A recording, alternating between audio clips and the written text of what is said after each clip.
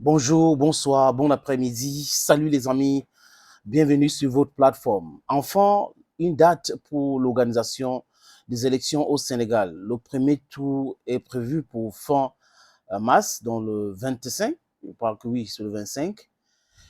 C'est déjà acté.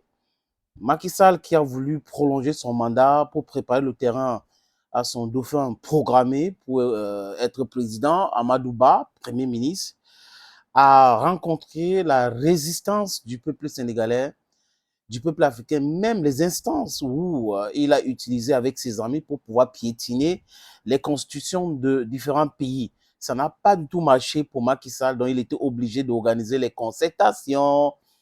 L'opposition a boycotté du moins 17 et 19 candidats aux élections présidentielles qui aura lieu à la fin mars là, avait boycotté ces dialogues que Macky Sall avait organisés. Ils ont simplement demandé à Macky Sall d'organiser les élections et de dégager. En fait, il a pensé que la France, la CEDEAO devait le soutenir, oui.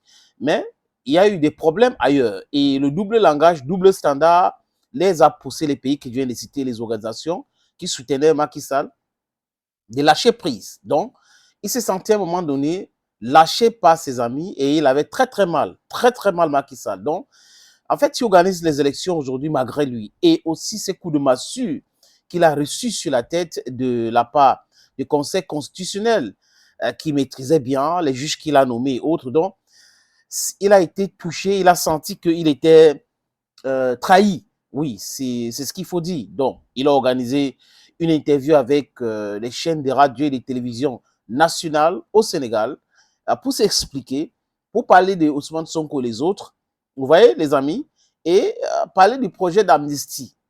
Et ça a été voté déjà à l'Assemblée nationale parce qu'il y a une majorité mécanique du parti de Macky Sall. Ils ont voté cette amnistie-là. Donc, tous les crimes depuis 3 ans que les gens ont commis, politiques, on va oublier cela, on les pardonne, on va les amnistier.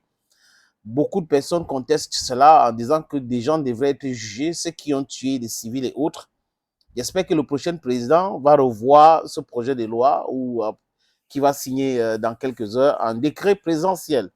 Parce que ceux qui ont pris la vie des Sénégalais avec les armes devraient répondre quand même. Si c'était sur les ordres de Macky Sall, lui-même, il devrait répondre. Macky Sall a vu les anciens présidents du Sénégal le soutenu et après le battu encore parce que le peuple et l'opinion étaient vraiment violents à cela. Je parle à l'instar d'Abdou Diouf qui aurait signé une tribune avec Abdoulaye Wade pour appeler à l'apaisement, le dialogue avant les élections en décembre, que non, ils étaient obligés de faire rétro-pédalage, à l'instar, je cite toujours Abdou Diouf, parce que ça existe, les archives sont là.